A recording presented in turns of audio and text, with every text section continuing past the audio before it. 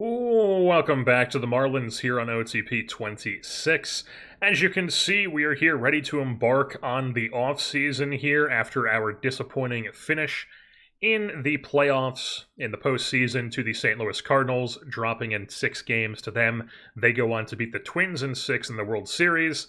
After our 102-win regular season, that is our fourth straight 100-win season here with the Florida Marlins, as now we are ready to embark on the 2035 season after we go through the offseason, and that will be the last season of this divisional alignment. We will be going to the realignment that I did in last year's series with the Angels, where it becomes still 2 leagues, but the AL and NL doesn't really mean anything anymore, just sort of like a marker to just have it be 2 different leagues.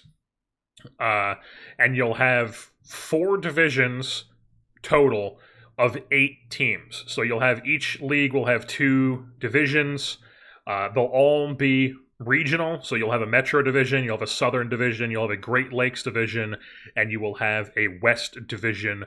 And there's no longer like the AL and NL will be the name of it, but there's no longer, thought of it that way. It's all regional once we do that. But this 2035 season will be the last season of this current real-life divisional alignment. And it's going to be 4 divisions of 8 teams.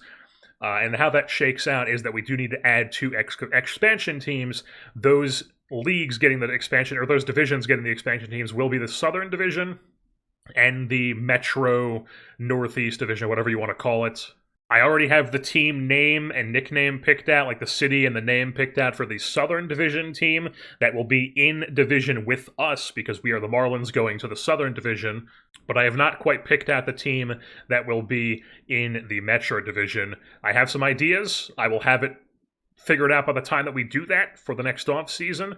But that is, after this full 2035 season goes through. So we do not currently have any options or anything like that to deal with this offseason, but we do have Keegan Akin, who has retired, now looking to make a run into politics, which is just fucking awesome. I'm sure, baseball player going into politics, I'm sure he's going in for the right reasons. But Keegan Akin has finally called his career he's called it quits after putting up a terrible season with the Philadelphia Phillies, and then I guess getting traded to Cincinnati at the deadline and being okay for them.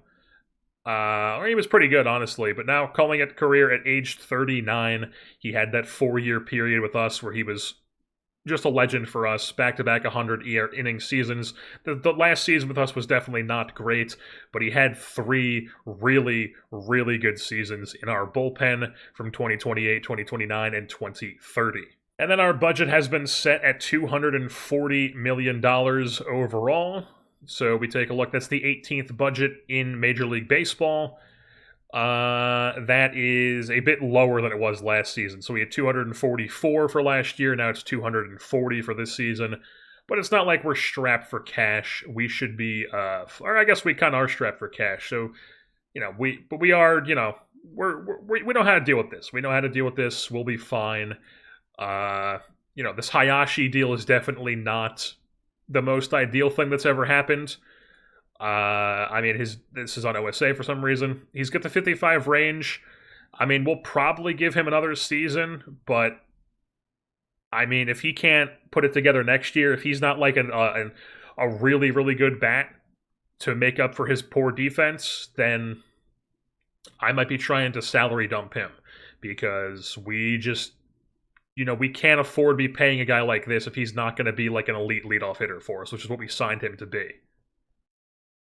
And this is 2034, so this is the year that we lose Agustin Ramirez. His $20.5 million comes off the books.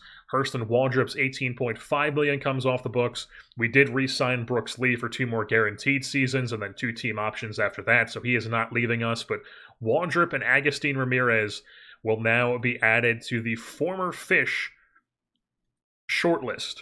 So I was just curious if there's interest in Hayashi, and there is. I'm tempted, man. I'm tempted to just kind of cut bait on him. Just be like, yeah, man, we'll just trade him for like fucking anybody. Like we'll just salary dump him because I mean, there's no way this glove is ever going to play at second base. I mean, theoretically the bat is good, but like his gap power isn't as good as I thought it was.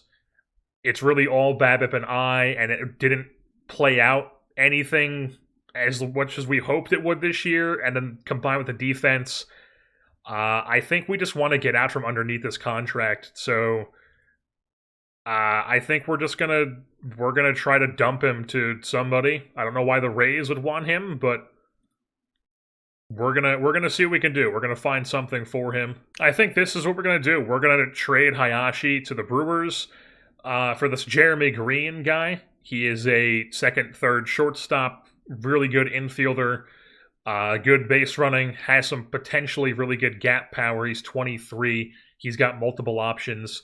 Just a flexible backup infielder sort of type player who we could always use. So he's got options. We're going to pick up this Jeremy Green guy, and they are going to get Hayashi, who they believe in. Multiple teams believe in this guy. We're going to get out from under his contract because I just pretty much immediately was like, this is not going to go well once we signed it. I kind of just got stuck in on signing him, and we kind of overpaid for him for the player he is. And, well, now the Brewers are giving us a chance to get out from under it, so we are going to take that opportunity. Maybe I throw in, like, a prospect, somebody we can just move off of on our roster as, like, a way to be like, hey, have this guy. Have Jose Pena. Why not? Have Jose Pena. Boom. We'll give you Jose Pena and Hayashi. You give us Jeremy Green. We will lock that in. Yes. Just so we're keeping track, I've had the game open for 25 minutes. It's now doing the everything is not snappy, it's all very laggy and whatnot. 25 minutes, that's all it takes. And once again, you used to be able to just go here, go into settings, you used to just be able to just hit OK and it would immediately just make it snappy. Doesn't do that anymore. Still all laggy, doesn't feel any good at all. I used to go into settings and go to 3D and then just reset the frames, and that would make it all snappy. That's, once again, not doing anything. It's still very much delayed and not fully framey. It's all framey. It's not good. It's not good, folks. I don't know how they make this worse. OOTP has always had like a memory leak sort of type experience where you leave it open for a couple hours and it starts getting slow, but then once again you were able to do this and it would just make it feel like you just opened it once again. But now it's a 10-minute process to save the file, reload the file, open it back up, and then 25 minutes later it's slow again. So what's the point of like saving and booting it back up over and over and over again? I would literally have to do that, I don't know, 5 or 6 times throughout the session of just the one off season. So we're trying to increase Mark Antonio's durability here because we got that successful one and it just jiffed me and didn't do any ratings changes. Well, now we're doing it here in commissioner mode just to get that basically repeated. And once again, we get a successful strength and conditioning program, and then no ratings were changed. So we're just going to go ahead and just make him... We're just going to edit his injury proneness by default here because it's just not working. And we have gone through and added our 10 players to the player development lab here for the first round. Alex Garcia, we are trying to tap into his power potential. Already has 55, but he has that 75 potential. And we would like to tap into that because we need some more power on the team, and he is obviously somebody we want to try to tap into this with. Jalen McCoy, who I'm thinking we are going to roll with at first base this season. We want to turn him into more of a well-rounded hitter, so we are trying to also bump up his gap power. He already has that 65 power, the 65 avoid K. The BABIP and the gap power are not great at the moment. He did hit 29 doubles in AA this past season, so maybe that's a sign that his gap power is going to start improving here. Maybe, but we are going to throw it in the dev lab here and see if we can get lucky with that, and hopefully we can turn him into just a monster extra base hits sort of player on top of this pop. And then our catcher tandem plan for the season is Dustin Asbell and Kyle Ortega. We are trying to tap into Asbel's power here because he has some untapped potential on the power. And then Ortega, same thing with his gap power, if we can turn him into a little bit better of a hitter as well. And then the rest of these guys are all pitchers except for Marquin. Marquin on the end here, we are trying to tap into his BABIP because he has a lot of stuff that's not tapped into. Coming off a decentish season, mainly defensively at the AA level of Pensacola. Only 60 infield range, but he puts up a 13 ZR at the shortstop position for Pensacola, so that gives me hope that he might actually be a decent shortstop for us at some point. But we are trying to tap into his bat here with the BABIP. And the rest of the pitchers here are Rod Cajones. We are trying to improve his pitch movement because he's got some untapped, seriously good movement potential there. And then, you want that movement with this slider cutter profile, obviously. So we're going to try to tap into that. And then Rico Vergan has some untapped control. We're going to see if we can get that up a bit on his ratings. Marique Godfroy with the pitch movement. He's got some untapped home runs allowed and just movement in general. The control I didn't think was worth going for, so we're just going for the movement on his side of things. And then we are going with Omar Garcia, trying to get into that 80 potential control that he hasn't quite tapped fully into yet. But, he has not been, walking a ton of guys, so who knows? Maybe he can start developing that some more, because we would like to see that 80 great potential control start to get tapped into. And then the last guy is Angel Macias, or Angel Macias, right-handed reliever out of Nicaragua, who didn't really do well for us in the big leagues last year, just 14 and a third innings pitched, but his profile looks like he could be a really good reliever, and we would like to tap into that. So we are trying to tap into his secondary pitch improvement, because right now he is all fastball, nothing else. This is fucking brutal with how slow this screen is when it gets like this. I haven't even advanced a day yet, and it's already this. I have a whole entire offseason to get through. So we have reached the point in the offseason where the awards are given out, and once again, the National League MVP is Juan Cuadros, running away with the award with the Los Angeles Dodgers. That is his third season with a 10-plus WAR. That's his second 12-WAR season in his career.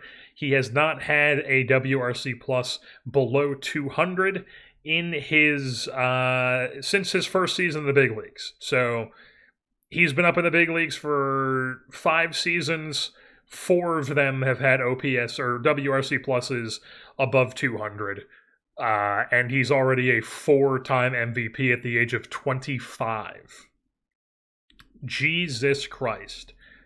I mean, I don't think anybody's getting close. I mean, Garza was top 4. You got 2 Phillies players, 2-3. Not even close to Cuadros, just running away with the award.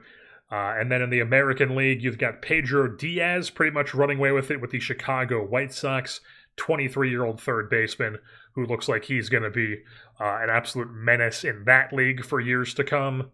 On the National League pitching side of things, the Cy Young Award winner was Andres Pagan of the missing out in the playoffs Cincinnati Reds.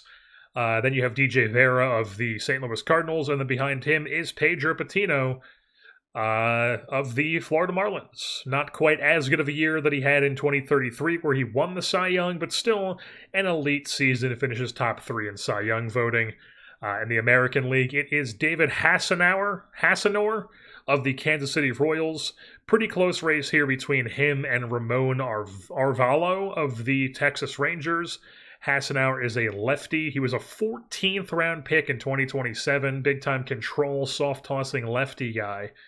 That's pretty crazy to win the Cy Young like that. And then Arvalo is also a left-hander, but he throws much harder than the other guy.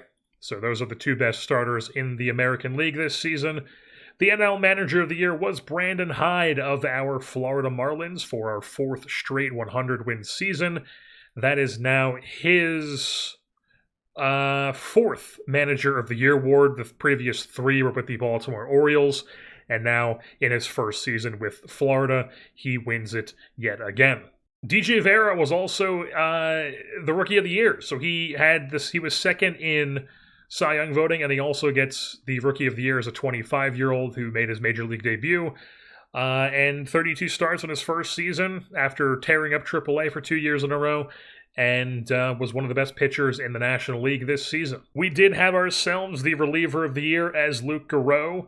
TJ Griffin finished third place as well, but Luke Garreau wins the reliever of the year award in the National League for his 121 and a third innings pitched in the back end of our bullpen, 81 appearances, which was the highest in Major League Baseball this season, or at least the National League. I don't know if it was the Major League Baseball, but this is leading the National League at the very least. And also that is now back-to-back relievers of the year for Luke Garreau. And then we did actually have a Gold Glover this season, not Brooks Lee at the shortstop position, but it was Dylan Head in center field, finally getting the respect he deserves as a all-world defender at the center field position.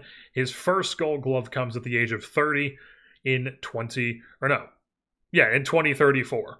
So Dylan Head, 70 range man. Definitely a down offensive season for him this season, but overall still a very, very productive player, swiping 68 bag, which was a career high, leading the league for the third straight season with 60-plus stolen bases. Let's shoot for 70 this year. You know, they've been going up every year. Let's shoot for 70, and they've also been going up in efficiency, so pretty goddamn insane for his stolen base. And his defensive ratings, 14 ZR in center field this year. It was a 10 the year before, 11, 8, 10, 8. Just, he has been fantastic in center field for us long term. And we still have him signed through 2039 on a very team-friendly deal. He is in the highest range of it at this portion right now, another 19.5 season, which is the highest it'll ever be. And then after that, it drops into 17.5 for 2 more guaranteed years, and then 2 team options that we could either get rid of him or bring him back depending on how well he is playing at age 33 and age 34. Alrighty, folks, we have reached the international free agent period of the offseason, and as you can see, we have signed ourselves a bit of a bulk class this season, not going for any of the high-end guys because I very rarely do that. I prefer to get as many guys in as we possibly can. And we got a couple great names in there, the best being Gino Capitiano, the Italian right-handed reliever who looks like he's going to have a nasty, nasty fastball splitter combo. Could be a really, really good reliever for us down the line, currently 16 years old.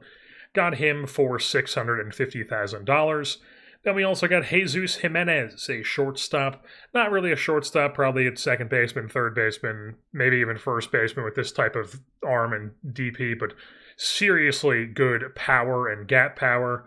Felt like it was worth taking a shot for 80 power, potential for $340,000. Rogelio Marcelino, a Venezuelan-Italian lefty-lefty outfielder, 60 range, 60 arm, good speed profile, good bat profile. He was $620,000.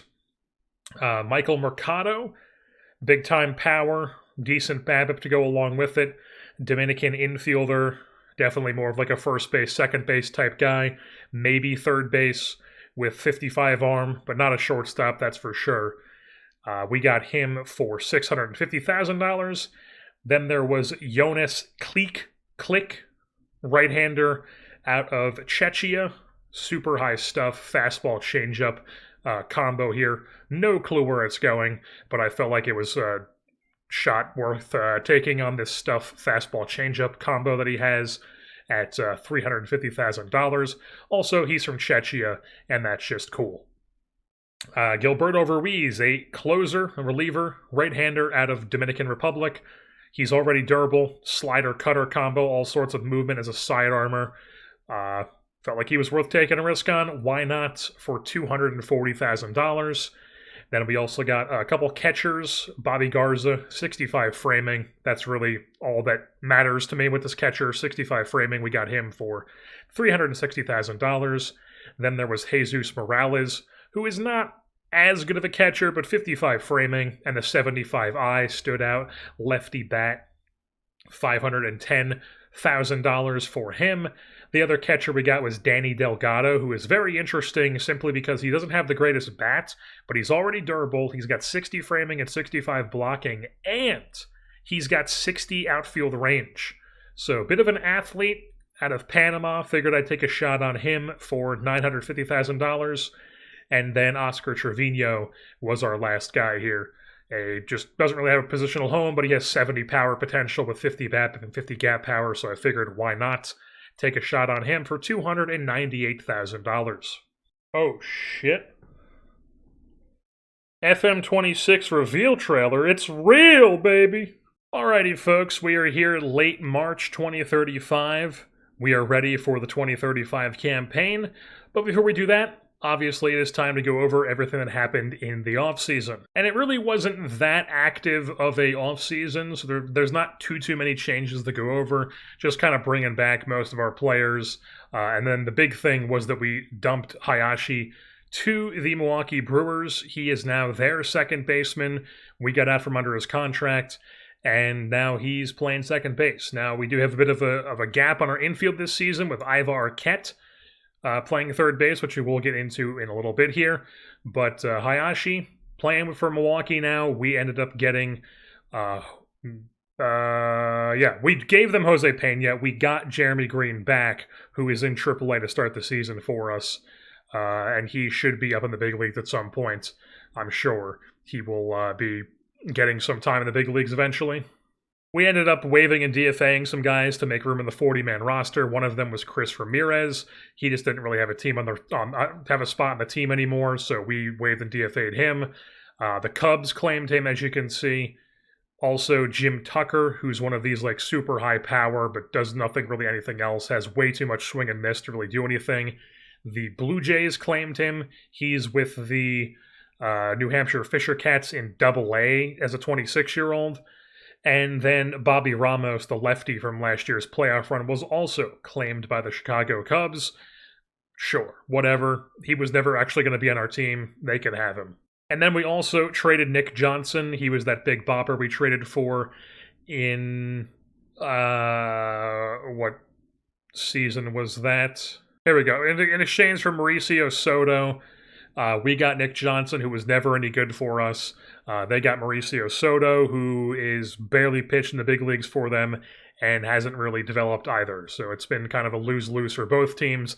With that trade, we traded him to Arizona, and in return, we got a young catcher who could possibly be in the big league at some point. He's in AAA for us, along with Greg Scrooby, to be our AAA catching tandem this season. And then we also got a outfielder, Eric Chifuni, whatever this guy's name is. Really good defender, horrible bat, just kind of minor league depth. And then, like I said, the only free agent signing we did was Iva Arquette. We actually signed him to a 2-year deal, $5.5 million for each season. That is the AAV. Now, the second season is a team option with a $550,000 buyout. If he's back next season, cool. If he's not, whatever. We paid $5.5 for a year of Iva Arquette. He is going to be playing a good amount of third base for us this season. We'll see how it goes. You can see here we also lost a couple guys in the Rule 5 draft. Just the nature of the business when we have such a deep system like this of guys who are like quad A type players like Javier Ramirez, who, you know, maybe he's something we miss, but he has torn an elbow ligament. Yeah, that was the end of last season, so he's still coming back from that injury. Maybe he's good for Boston, maybe he's not. Who knows? Nothing really too crazy. Alex Prada was somebody we claimed off waivers last year and then immediately got hurt. I just didn't feel like having him on the roster anymore, so we took him off the 40-man, then the Giants claimed him in the Rule 5. And then the other guy was 21-year-old Juan Hernandez, who I just thought isn't really anything special. I just don't think these ratings are really good whatsoever. So the Rangers disagreed, and they took him, so whatever.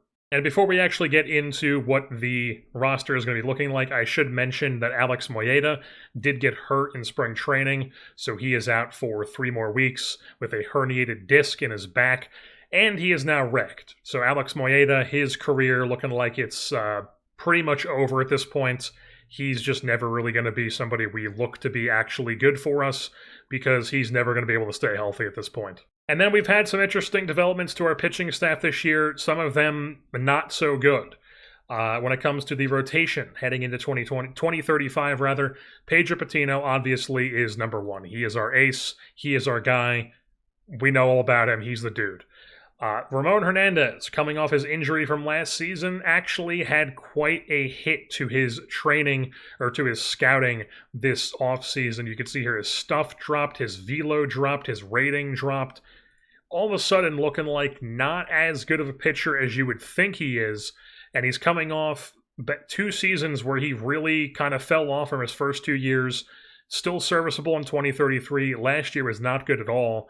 To the point where this year we're just kind of like easing him in, trying to not be like, hey man, you're not going super deep into ball games anymore. We dropped his hook down lower.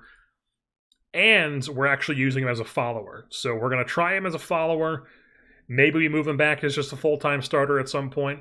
Or honestly, we're going to keep him as a full-time starter to start the season. But if he struggles, we will put him as a follower and see how that goes. And then Jose Hernandez, he's back as the lefty. Rico Vergan, we like him. And then Omar Garcia is our 5th starter because I just feel like he is somebody who could be really good for us. He's the 53rd best prospect in baseball. Hopefully he's pretty good for us. While in the bullpen, it is Luke Garreau as our stopper. TJ Griffin as the setup 6th or later high leverage.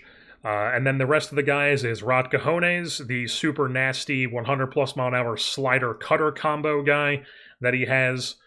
Durable, like to see him actually start developing some more into this movement and control perhaps, and even more some of this stuff perhaps. Casey Peterson is back in the bullpen. Gustavo Rico as a lefty is in the bullpen for us. Then we have Mike Bird, who is back, Angel Macias, and Tony Elizalde. You may be asking yourself, where is Adrian Grijalva? Well, my friends, Adrian Grijalva not looking so good heading into this season. He had a down year for us last year in that stopper role to the point where he actually fell out of the stopper role down the stretch for us. Was not a good year for him. And I believe he got hurt at the end of the season. He did, yeah, he had shoulder inflammation where he missed pretty much the back half of the season for us, August, September, and I believe the whole playoffs. And he's coming out of this with 45 movement, 45 home runs allowed, and an extreme fly ball tendency. So I'm just like, hey man, I don't really think you're worth it to keep on the staff, so he's in AAA for us to start the season. If we need a lefty at some point, I'm sure he'll be a guy we look to call up. But starting the year in AAA Jacksonville for us. And then on the offensive side of things, bit of a different situation here against righties and lefties. Against righties, it is Dylan Head. He's leading off against both because we don't really have a true leadoff guy at the moment. So Dylan Head, we're just kind of hoping that he can have one of these years where he has maybe a 330, 340 type OBP and gets on base enough and is kind of like an old school swipe bags, get into scoring position for the better guys behind him. Maybe somebody emerges as a super high OBP guy throughout the year and we can move them there. But for now, Dylan Head is our leadoff guy. Then it's Vargas, Garza, Mark Antonio is the 2, 3, 4 like it was last year. Alex Garcia is the 5th. Jalen McCoy is our everyday first baseman. His power is tapped into. He has 75 power. Hopefully he can really sock some home runs for us this year. And then Alex Garcia is also tapped a bit into his power as well. Maybe a 40 home run season for him as well. That would be fantastic. Then there's Angel Miguel is actually going to be our third baseman against righties, but Ivar Arquette does play every third game because Miguel did actually have a pretty good spring training at a 153 WRC plus in spring training, 7 home runs. Figured why not reward him with a start to the season at the third base position. He had a really good year in AAA last year, really good year in AA the 2 years before that, so I figured why not give him a chance to start as a guy who's better against right-handed pitching at third base, and then Ivar Arquette, who's better against lefties, but can hold his own against righties too, playing every third day at third base, and then against lefties, Arquette is the everyday third baseman. And then as far as the outfield goes, or as far as the rest of the lineup goes, it's then so Miguel, Ortega, and Brooks Lee. Ortega is going to be doing every second game with Dustin Asbel, who is the better defensive catcher, 65 framing, 60 blocking, and 60 arm. What's very intriguing about Asbel and Ortega has that 65 framing, decent enough bats to where he's intriguing, but Dustin Asbel here is actually quite intriguing, even more so I think, because he has better defense, and he's got really, really good power, avoid K, looking like he's a beast against left-handed pitching as well as can hold his own a little bit against right-handed pitching. And then we also have Greg Scrooby down in AAA, who you look at his stats and you're like, nothing really stands out here. He's good enough defensively to hang. But the thing about him, he's having some good seasons in the minor leagues here. He's been hitting well. You look at his stats, or his ratings, pretty average across the board against righties, but then against lefties, kind of looking like not as quite as good as Harai, but like yet another dude we have in this system who's a right-handed bat who just kind of crushes lefties. So Greg Scrooby, maybe he ends up on the big leagues, in the big league at some point, and catches for us. Because Ortega, I honestly only went with Ortega and Asbel over Scrooby and Asbel because Ortega has no options, and we committed capital to trading for him. Remember, he was that guy that just we had to give up a bunch of stuff for. So like Peyton Martin is on the Giants. He had a good year for them last season. And then, of course, you're not able to just back up right into that trade. So now I have to go back to Ortega, history. Nicholas Partridge, who's in AAA for them. It looks like he had an okay-ish season as a bench player for them last year. And then Severin Hansen, who is a German starting pitcher or reliever for them. He was pretty good in their bullpen. I mean, honestly, really good in their bullpen last year. So we had to give up 3 guys who we liked for Ortega. And Ortega didn't have the best season last year, but he did down the stretch. I'm not going to be able to see the month to month, but down the stretch last year, it was much better than his early season real struggles.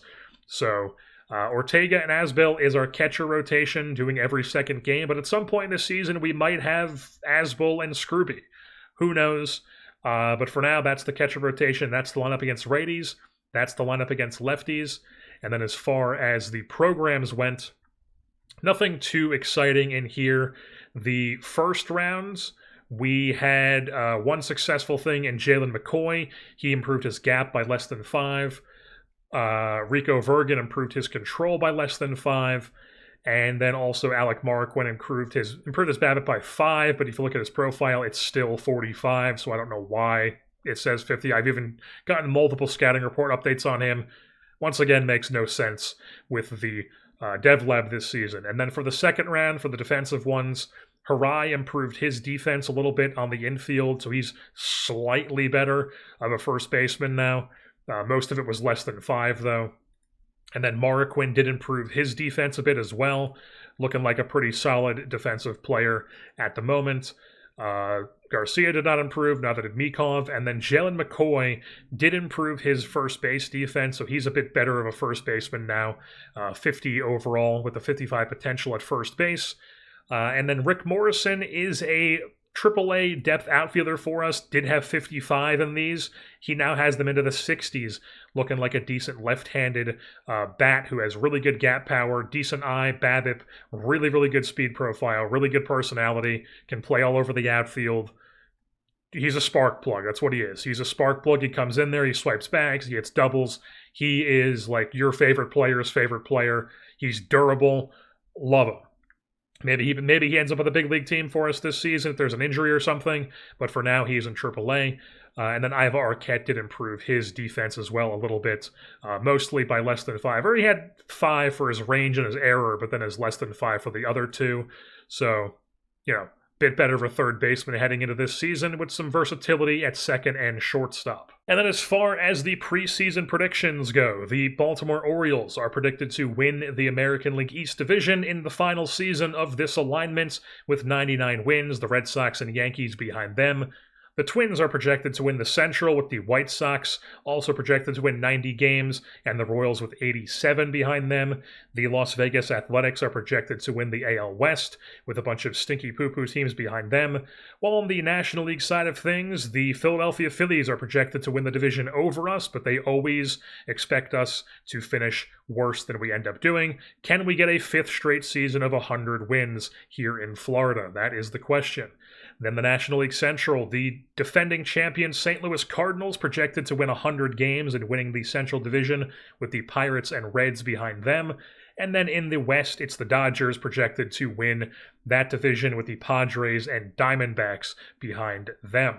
We are getting a little bit of respect this season. Mark Antonio is in the top hitters list here for the National League. And then we also have Pedro Patino in the top pitchers list. It's about damn time they give these guys respect.